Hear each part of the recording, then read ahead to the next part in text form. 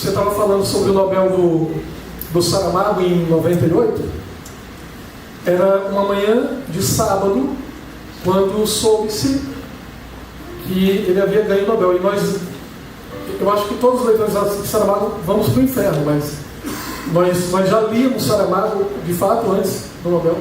Mas eu lembro de me ligarem para dizer que ele havia ganho. Todos nós corremos. Alguns vão lembrar para a Livraria da Rose, ali na Rogério Weber, e saímos. Isso era meio da manhã. Nós nos abraçávamos e saímos todos bêbados no final da tarde da livraria. Muito feliz. Foi uma grande celebração, né? A literatura que realmente merecia o prêmio. O Jean-Claude Carrier e o Humberto Eco, recentemente falecido, eles têm um livro em parceria chamado Não Conte com o Fim do Livro, que é uma velha profecia de quando a internet surgiu há 26 anos. A prova disso é essa noite. Nós temos mais de 220 pessoas aqui numa noite de quinta-feira, depois de provavelmente um longo dia de jornada estudantil, de trabalho, para discutirmos livros, né? Livros que nos encantaram, livros que podem ainda vir a nos encantar. Então, coisas como essa, ainda no Brasil, nos dão muita esperança, muita vontade de potência, como diria Nietzsche, muita alegria de viver. Então, é um prazer. Muito obrigado pela oportunidade de participar com vocês nessa noite.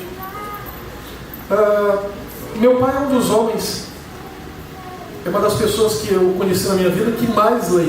Meu pai lê muito. Ele não leu até a aposentadoria, mas depois que se aposentou, ele lê muito mesmo. E há pouco tempo, quando eu fiz 42 anos, durante uma conversa, ele disse: você sempre foi leitor. Eu disse: por quê? Ele disse: você não vai lembrar, mas você devia ter uns 7 ou 8 anos. Eu estava indo de carro te deixar no colégio. Eu lembro o carro era um Passat amarelo horroroso. Horroroso. Isso vai ter diabo aquele carro. E ele disse que eu gritei para ele: para. Ele parou o carro assustado. Eu desci, fui num ponto de ônibus que tinha ficado um pouco para trás, pedi para ver a capa do livro que a moça estava lendo e voltei para o carro e anotei. Sou uma criatura invejosa. Eu sou uma criatura basicamente composta por inveja. Então, mas muitos aqui devem ter isso. O cara está com um livro na mão, você vai tentando ver a capa, e aí você vê a capa e você não leu, dá uma coisa ruim, né? A não ser que seja autoajuda, qualquer porcaria assim, você dispensa, né? Perdoa essa alma e vai embora, né? Um dos livros que eu escolhi, e realmente é muito difícil, você olha para a biblioteca e fica pensando, né? Caramba, eu vou trair todos os outros livros, né? É o mito de Sísifo, ou como alguns preferem dizer aportuguesadamente, Sísifo. Eu prefiro Sísifo, eu acho mais sonoro. Do romancista, dramaturgo e filósofo Albert Camus. E esse livro, ele é um ensaio sobre o absurdo e sobre o suicídio. E por que o suicídio me é um tema tão forte? Nós somos 7 filhos. Eu sou o antepenúltimo filho. E o meu irmão, exatamente acima de mim, que era um ano mais velho, suicidou-se. Quando eu tinha 24 anos e ele, de 25 para 26, ele decidiu ir embora. E eu tinha acabado de ser pai, meu filho devia estar com 6 meses, e meu irmão decide partir. Vocês devem imaginar que a gente mergulha numa temporada no inferno, né? Como diria Rambo. De lá para cá, eu leio, eu devo ter umas 2 ou 3 prateleiras só de livros sobre o tema. Né? E livros profundíssimos e alguns volumes imensos. Mas o pequeno ensaio do Camus, em poucas páginas, é a mais poderosa versão, eu não vou dizer verdade, que a gente está no campo da filosofia, não do dogma, sobre o suicídio. E a coisa mais generosa que eu já vi um filósofo escrever. O Alberto Camus era conhecido como uma figura muito intensa e muito generosa, tanto quando pensava a filosofia, e tanto quanto pensava a filosofia, quanto escrevia a literatura. Então ele pensava generosamente. Ele é erroneamente classificado como existencialista ou pessimista. Na verdade, o Camus produz uma filosofia da rebeldia, da liberdade e da alegria de viver. E eu sou muito grato a ele por essa generosidade, porque eu continuo lendo, o tema ainda me é muito interessante, né? Mas eu sempre volto e sempre indico, quando me perguntam que filósofo que eu posso ler, né? Quem que eu posso começar, eu sempre falo do Camus. Primeiro porque não é uma escrita dura, como ele também é um grande romancista, contista, dramaturgo, ele tem uma filosofia que dança, ele tem ritmo, ele tem beleza, ele é um filósofo poeta, como um Deleuze, como um Nietzsche, como muitas vezes o Sartre conseguia ser, a Simone, né? Não é tão comum, mas ele consegue isso.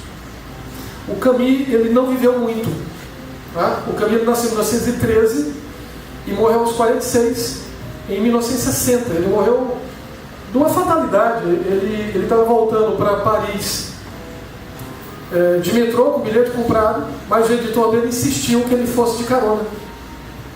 E ele morreu no acidente, o editor morreu 4 dias depois. O último romance do Camus estava no carro, inédito, e com uma anotação dizendo: provavelmente esse livro nunca será publicado. E ele foi publicado em 1996, mas inacabado. O Camus, ele é argelino, né, mas vai para Paris, onde participa do ciclo em torno da revista Tempos Modernos, do Sartre, da Simone, tá? E ele vai escrever grandes romances como A Peste e O Estrangeiro, e grandes tratados como O Homem Revoltado e O Mito de Sísifo. O Camus, ele falava contra 3 tipos de suicídio. Ele acreditava que nós nos matamos de 3 formas. Primeiro, o suicídio individual, que é o por fim à própria vida. Segundo, o suicídio filosófico, que ele classifica como todas as filosofias metafísicas, desde Platão até algumas do século XX, que negam a imanência do mundo, que negam o corpo em detrimento do pensamento. E o suicídio político, que reúne todas as utopias que prometem banir o absurdo da história e instaurar um momento histórico perene. Ele acreditava realmente na revolução permanente de Rimbaud. Então, o suicídio político seria a crença em qualquer tipo de totalitarismo ideológico, econômico, político, seja ele qual fosse. Então, esses 3 suicídios, o filosófico, o físico, o individual e o político, foi contra tudo que o Camus investiu no seu pensamento, em apenas 46 anos de vida. Eu vou ler as primeiras 2 páginas do ensaio, porque nada que eu dissesse seria tão denso ou belo quanto o que ele propriamente diz. Eu quero que vocês percebam como é gostoso o texto camusiano. Ele começa dizendo assim: se puder baixar só mais um pouquinho a música, é que eu sou meio paranoico, eu fico, sabe? Né? Essa coisa do... Parece que o cérebro parte em 2, né? Bem complicado filosofar. Obrigado, muito obrigado. ele começa dizendo assim: só existe um problema filosófico realmente sério: o suicídio. Julgar se a vida vale ou não vale a pena ser vivida é responder à pergunta fundamental da filosofia. O resto, se o mundo tem 3 dimensões, se o espírito tem 9 ou 12 categorias, vem depois. Trata-se de jogos. É preciso primeiro responder. E se é verdade, como quer Nietzsche, que um filósofo, para ser estimado, deve pregar com o seu exemplo, percebe-se a importância dessa resposta, porque ela vai anteceder o gesto definitivo. São evidências sensíveis ao coração, mas é preciso ir mais fundo até torná-las claras ao espírito. Se eu me pergunto por que julgo que tal questão é mais premente que tal outra, respondo que é pelas ações a que ela se compromete. Nunca vi ninguém morrer por causa do argumento ontológico. Galileu, que sustentava uma verdade científica importante, abjurou dela com a maior tranquilidade assim que viu que sua vida estava em perigo. Em certo sentido, fez bem. Essa verdade não valia o risco da fogueira. É profundamente indiferente saber qual dos dois, a Terra ou o Sol, gira em torno do outro. Em suma, é uma futilidade. Mas vejo, em contrapartida, que muitas pessoas morrem porque consideram que a vida não vale a pena ser vivida. Vejo outros que, paradoxalmente, deixam-se matar pelas ideias ou ilusões que lhes dão a razão de viver. O que se denomina razão de viver é, ao mesmo tempo, uma excelente razão de morrer. Julgo, então, que o sentido da vida é a mais premente das perguntas. Como responder a ela? Em todos os problemas essenciais, e entendo por isso aqueles que oferecem perigo de morte ou multiplicam a paixão de viver, só há 2 métodos de pensamento: o de Le Palisse, que é um personagem muito conhecido na França, que só dizia obviedades, e o de Don Quixote. Só o equilíbrio entre a evidência e o lirismo nos permite aceder ao mesmo tempo à emoção e à clareza. Num assunto ao mesmo tempo tão humilde e tão cheio de pateticismo, a sábia e clássica dialética tem que dar lugar, penso, a uma atitude de espírito mais modesta, que proceda ao mesmo tempo de bom senso e empatia. Sempre se tratou do suicídio apenas como um fenômeno social. Aqui, pelo contrário, trata-se, para começar, da relação entre o pensamento individual e o suicídio. Um gesto desses se prepara no silêncio do coração, da mesma maneira que uma grande obra. O próprio homem o ignora. Uma noite, ele dá um tiro em si mesmo e se joga pela janela. Diziam-me um dia, a respeito de um gerente de imóveis que havia se matado, que 5 anos antes de ele perder a sua filha, que desde então tinha mudado muito, que essa história o deixara atormentado. Não se poderia desejar palavra mais exata. Começar a pensar é começar a ser atormentado. A sociedade não tem muito a ver com esses começos. O verme se encontra no coração do homem. Lá é que se deve procurá-lo. Esse jogo mortal que vai da lucidez diante da existência à evasão para fora da luz deve ser acompanhado e compreendido. Há muitas causas para o suicídio, e nem sempre as causas mais aparentes foram as mais eficazes. Raramente alguém se suicida por reflexão, hipótese, no entanto, não descartada. O que desencadeia a crise é quase sempre incontrolável. Os jornais falam com frequência de aflições íntimas ou de doença incurável. Estas explicações são válidas, mas teríamos que saber se no mesmo dia um amigo do desesperado não o tratou de modo indiferente. Ele é que é o culpado, pois isto pode ser o suficiente para precipitar todos os rancores e todas as prostrações ainda em suspensão.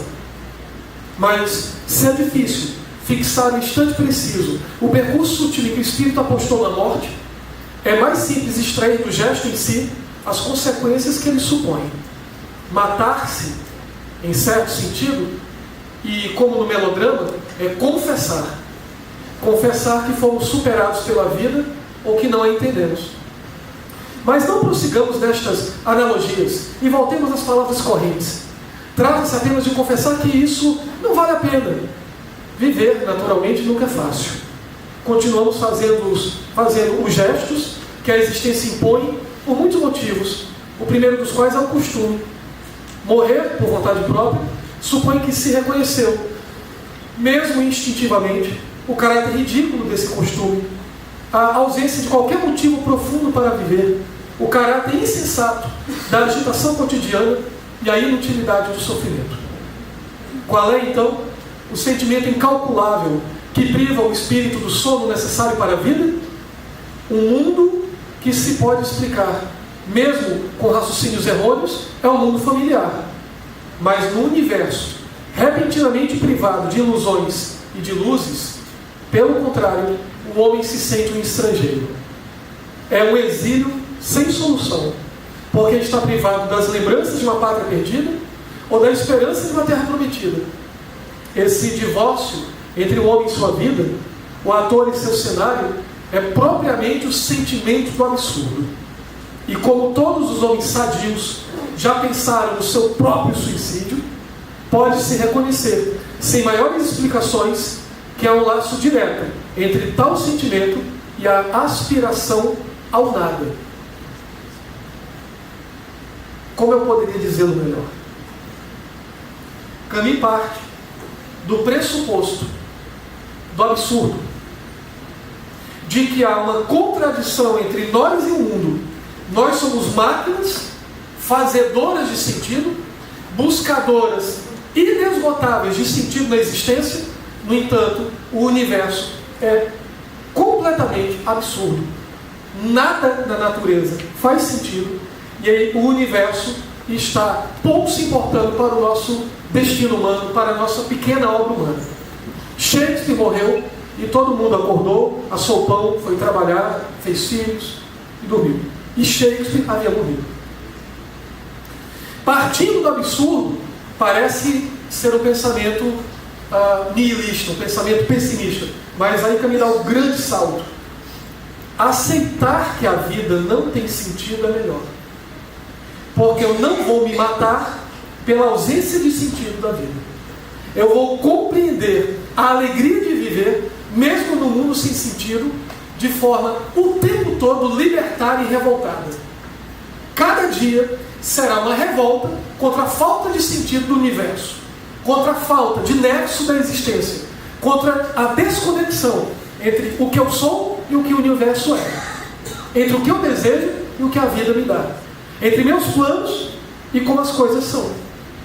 E aí ele encontra na mitologia clássica o grande mito, que é o mito de Sísifo ou Sísifo, que é um rei que escapa 2 vezes da morte, que zomba do inferno, e aí os deuses resolvem castigá-lo. Sísifo vai ter que empurrar a montanha acima, eternamente, uma imensa pedra, e quando ele termina seu trabalho, ela volta à planície, ao ponto de partida. É, portanto, um trabalho inútil. E ele desce, e ele volta a empurrar, e ela desce, e ele desce atrás, e ele volta a empurrar. Se você pensar no acordar hoje, ou na sua cara na segunda-feira de manhã, é a cara de Sísifo quando a pedra rola. Se você pensar quando termina um relacionamento amoroso, porra, eu vou ter que começar tudo do zero, é a cara de Sísifo quando a pedra volta. O 1º de janeiro, o aniversário, o pessoal comemora o aniversário, acho tão engraçado, eu fico pensando, meu Deus, um ano a menos, cada vez menos amigos. A Neuza me deu aula de cabelo, eu lia sem óculos, as costas não doíam, não carregava pedras nos rins, né?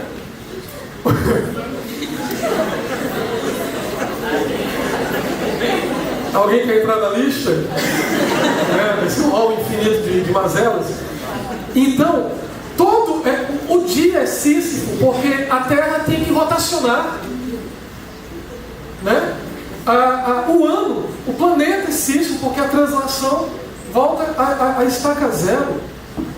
Quando, porra, a gente tem que dar banho no corpo de novo, mas eu já banhei esse desgraçado, ele voltou a feber, né? Pô, mas eu já comi, eu já alimentei esse cavalo, mas ele está com fome, esse já tem sede.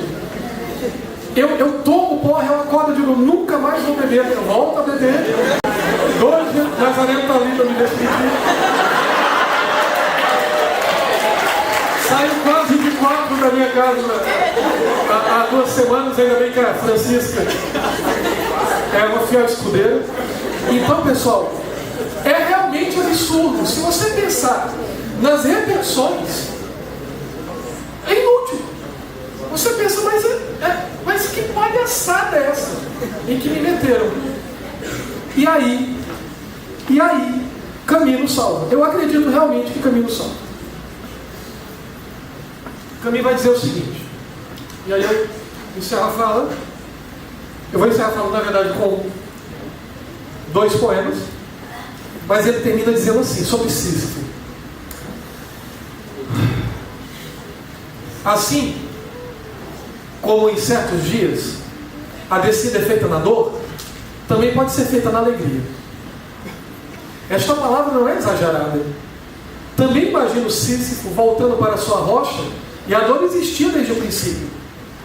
Quando as imagens da terra se aferraram com muita força, a lembrança, quando o chamado da felicidade torna-se premente demais, então a tristeza se ergue no coração do homem. É a vitória da rocha, é a própria rocha. O desespero imenso é coisa pesada demais para se carregar. Olha que frase, são as nossas noites de Getsêmani. Mas as verdades esmagadoras desaparecem ao serem reconhecidas. Édipo, por exemplo, primeiramente obedece ao destino, sem saber disso. A partir do momento em que sabe, sua tragédia começa. Mas no momento cego e desesperado, reconhece que o único laço que o liga ao mundo é a mão fresca de uma jovem. Uma frase desmedida ressoa então. Apesar de tantas provas, minha idade avançada e a grandeza da minha alma me levam a julgar que está tudo bem. O Édipo de Sófocles, como Kirillov de Dostoiévski, dá assim a fórmula da vitória absurda. A sabedoria antiga coincide com o heroísmo moderno. Ninguém descobre o absurdo sem ficar tentado a escrever algum manual de felicidade. E como assim, por vias tão estreitas, vai soar um mundo. A felicidade e o absurdo são 2 filhos da mesma terra, são inseparáveis. O erro seria dizer que a felicidade nasce necessariamente da descoberta absurda. Às vezes, ocorre também que o sentimento do absurdo nasce da felicidade. Creio que está tudo bem, diz Édipo. E esta frase é maldita. Ressoa no universo feroz e limitado do homem e ensina que nem tudo foi experimentado até o fim. Ela expulsa deste mundo um Deus que havia entrado nele com a insatisfação e o gosto pelas dores inúteis. Faz do destino assunto humano, que deve ser acertado entre os homens. Toda a alegria silenciosa de Sísifo consiste nisso. Seu destino lhe pertence. A rocha é sua casa.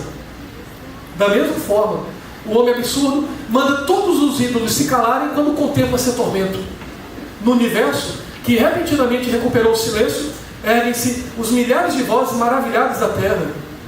Chamamentos inconscientes e secretos, convites de todos os rostos, são o reverso necessário e o preço da vitória. Não há sol sem sombra, e é preciso conhecer a noite. O homem absurdo diz que sim, e seu esforço não será interrupção. Se há um destino pessoal, não há um destino superior, ou ao menos só há um, que ele julga fatal e desprezível. De resto, sabe que é dono de seus dias. No instante sutil em que o homem se volta para a sua vida, Sísifo, regressando para a rocha, contempla essa sequência de ações desvinculadas que se tornou seu destino, criado por ele, unido sob seu olhar de sua memória e em breve selado por sua morte. Assim, convencido da origem totalmente humana de tudo que é humano, cego que deseja ver e que sabe que a noite não tem fim, ele está sempre em marcha. A rocha ainda rola.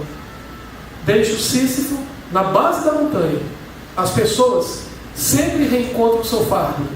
Mas Sísifo ensina a fidelidade superior que nega os deuses e ergue as rochas. Também ele acha que está tudo bem. Esse universo, doravante sem dono, não lhe parece estéril nem fútil.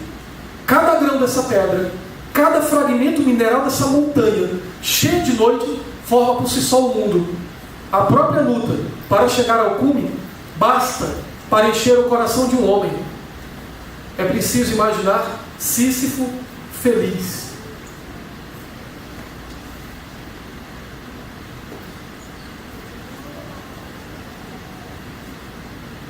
É preciso imaginar Sísifo feliz. Camille não pensa nele empurrando a pedra. Camille pensa nele na descida. De mãos vazias, pensando, puta merda. O suicida não se mata na subida. É de mãos vazias que ele vai embora. E aí eu vou terminar a fala com um poema do meu livro Cardume, publicado pela Valeia de Manaus, e que trata exatamente do que eu comecei falando. Sai o suicida pela porta aberta do seu peito, sai com jeito de não voltar, de gravata corda no pescoço, sai por suas veias um cansado sangue, apesar de novo, e um suspiro louco para se soltar. Ele é sem destino e não joga cartas, nem roleta russa. Vai com passo firme em caminho incerto. Ele é toda a rua, e a cidade inteira vai morrer agora quando se matar. É o que ele pensa. Mas pelos andaimes, becos, puteiros, curtumes, igrejas, escolas e bares, ninguém ouviu o tiro, ninguém viu o suspiro e o baque surdo de seu corpo morto. O morto morre só, uma morte tão sozinha que nem o formigueiro perto arrisca prestigiar. O morto morre, pó ao pó. Finita, a sombra que ele faz é pouca, e sua memória agora é menor ainda.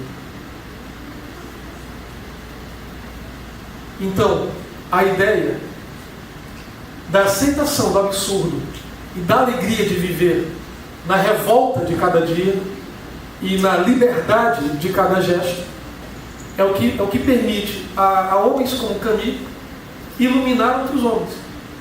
E aí eu encerro minha fala com um poema que eu acho que tem muita relação com essa ideia do Camille, que é um poema de um poeta italiano que eu admiro muito, chamado Eugenio Montale. Quem é aluno meu aqui já deve ter ouvido, né? Meu italiano é horroroso, mas eu vou cometer isso para que vocês percebam no original a beleza que se perde na tradução, a melopeia. Eugenio Montale.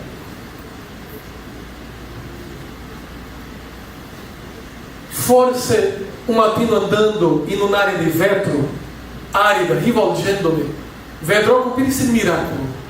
Il nulla alle mie spalle, il vuoto dietro di me con un terrore di ubriaco.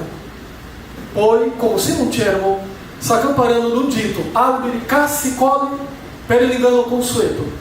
Ma sarà troppo tardi. Io me ne andrò zitto tra gli uomini che lo se voltano com o meu segredo.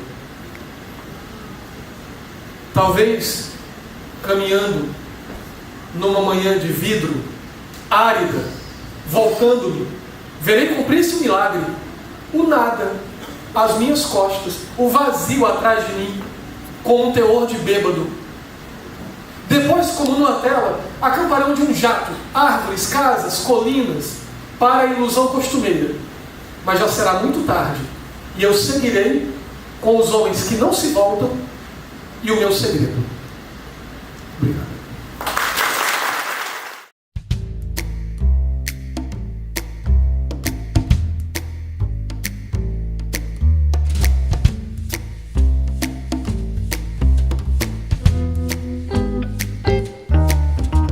Never knew how much I love you. Never knew how much I care. When you put your arms around me, I get a fever that's so hard to bear.